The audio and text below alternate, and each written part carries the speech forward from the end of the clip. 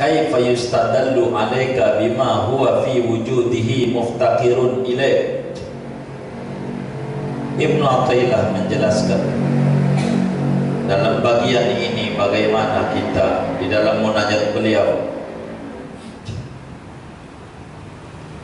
Sebetulnya saya ini enggak ada Tuhan. Adanya saya ini karena adanya Engkau. Tolonglah perasaan kehadiranmu terus ada pada diri ini. Dari hidup kita tenang, ada Allah. Mata ghibta hatta tahtaja ila dalilin yadullu alaik. Sejak kapan kau hilang sehingga kau butuh kepada dalil bukti yang menunjukkan atas adanya Engkau? Emang kapan Tuhan gak ada sehingga kita harus mencari keberadaan Tuhan? Orang dari dulu Tuhan ada, anta zahir, Tuhan ada, bukti keberadaan Tuhan banyak. Nggak perlu kita cari tempat buat Tuhan, makhluk aja udah cukup. Roh di badan kita ini ada nyawa, kita nggak tahu tempatnya di mana, tapi percaya dengan tandanya kita gerak. Padahal nyawa kita itu apa di pala, apa di dada, apa di jempol kaki, apa di mana. Ada yang bilang nyawa itu ada di darah. Aduh, berarti yang donor darah nyawanya berkurang dia. Begitu, katanya nyawanya di jantung. Oh, berarti yang jantung nyawanya 2 dia. Tidak, kita tidak tahu nyawa di mana, tapi kita percaya kehadirannya. Betapa yang minta nyawa kita harus wujudnya, tempatnya di mana. Mata ghibta hatta tahtaja ila dalil yadullu alaik. Sejak kapan kau enggak ada sehingga perlu harus cari-cari bukti keberadaan? Orang dari dulu kau ada. Sebelum manusia ada kau ada, sifat kau wujud, wujud hakiki. Dulu ada, sekarang ada, sampai nanti ada. Lalu kemudian kita harus mencari keberadaan Tuhan supaya kita mau ibadah. Betapa bodohnya kita. Orang Tuhan dari dulu sudah ada, cuman kitanya saja yang kurang mau mencari keberadaan Tuhan sehingga dianggap Tuhan itu tak ada. Kalau ujian banyak aja baru, ujian saya berat nih Tuhan, baru nyari Tuhan. Kemarin kemana? Tuhan itu selalu ada. Kitanya yang sering kabur-kaburan dari Allah Subhanahu wa ta'ala. Kitanya yang sering-sering menjauh dari Allah. Wa mata ba'utta hatta takunan asaru hiyallati tusilu ilaih. Sejak kapan kau menjauh sehingga menjadi oleh alam ciptaan ini adalah yang menyampaikan kepadamu. Fa idza salaka ibadi anni fa inni qarib wa nahnu aqrabu ilaihi min hablil warid. Saya ini dekat, sedekat urat leher. Tuhan itu dekat.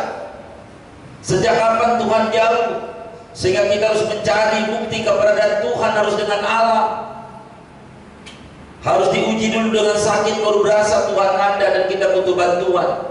Dari dulu juga Tuhan udah bantu kita, kitanya aja kurang mau dekat sama Dia. Tuhan itu dekat. Prosedur kita menuju Tuhan yang jauh, pakai nunggu dipetokin dulu baru ingat sama Allah. Nunggu kita bermasalah dulu baru cari solusi sama Allah. Kalaulah kemudian kita itu sadar Allah itu dekat, Allah itu dekat dengan kita, kitanya yang tidak berasa kehadiran Tuhan pada kita, kitanya tidak berasa bahwa Tuhan itu ada dalam hidup kita. Hembusan nafas kita menunjukkan adanya Allah. Kalau ditahan oleh Allah, udah isdet kita. Lalu kemudian kita harus mencari-cari Tuhan. Huwal awwal wal akhir wal zahir wal batin. Orang Tuhan jelas. Kenapa kita harus menjauh mencari Tuhan? Orang Tuhan ada. Wa mata ba'utta hatta takuna al-asaru hiya allati tusri ilaih. Sejak kapan kau Tuhan jauh? Dikata Tuhan duduk di arsy. Arsy itu di atas langit, duduk di arsy. Bagaimana itu kalau duduk? Arsy itu selangit, kita teriak aja nggak nyampe.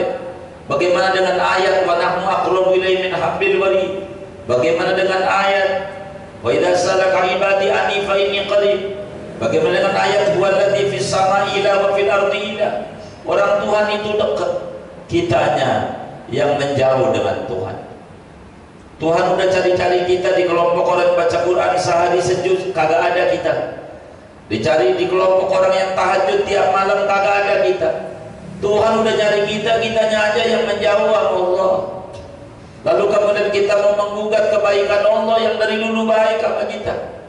Apa nggak berasa adanya kita ini karena adanya Allah? Tiap hari Allah berikan kita kebaikan-kebaikan, lalu dianggap Tuhan kita jauh. Maafin Tuhan atas kelemahan kami dalam bertauhid ini yang masih keliru kepada Engkau. Wa mata ba'udta hatta takuna al-athar hiya allati tusru ilaih. Sejak kapan kau jauh? Sampai kudu lewat alam dulu baru ketemu kau. Setelah saya melihat laut, baru melihat adanya engkau. Saya melihat buah apel yang manis. Dari mana datangnya manis? Baru ketemu adanya Allah. Dari dulu Allah ada sebelum adanya apel yang manis.